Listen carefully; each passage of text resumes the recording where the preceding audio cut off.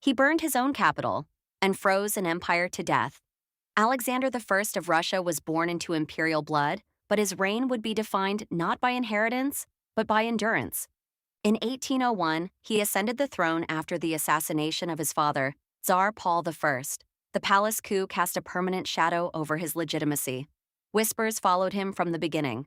Some believed he knew more than he admitted. He ruled with contradiction, educated in Enlightenment philosophy, yet crowned in autocracy. A reform-minded idealist governing a rigid empire. Then came Napoleon. At first, Alexander attempted diplomacy. Treaties were signed, alliances reshaped. But peace with Napoleon was never equilibrium, only delay. In 1812, the delay ended. Napoleon invaded Russia with the largest army Europe had ever seen.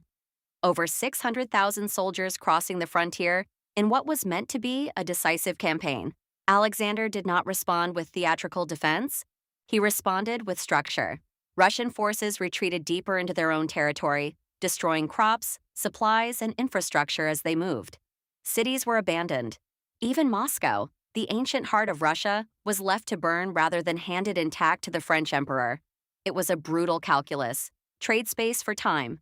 Trade pride for survival. Winter arrived. Supply lines collapsed. Horses died. Men froze. Disease spread. The Grand Army dissolved under attrition and cold.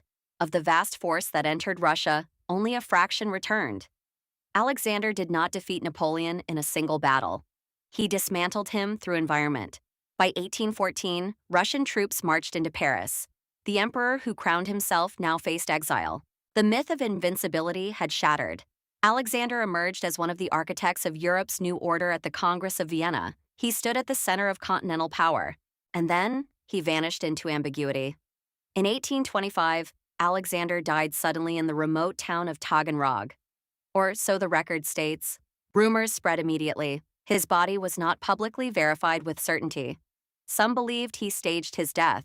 Others claimed he lived on as a wandering Siberian mystic named Fyodor Kuzmich, a former emperor walking anonymously among peasants. This is the phantom sovereign archetype, the ruler who masters power and then withdraws from it.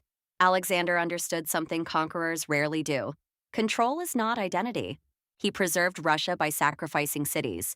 He broke Napoleon by surrendering territory. And he may have abandoned empire by refusing to let it consume him. Here is the system prompt.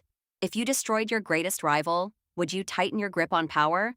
Or walk away from it? Subscribe to SayenMythos for more rulers who reshaped empires and dissolved into legend. He burned his own capital and froze an empire to death.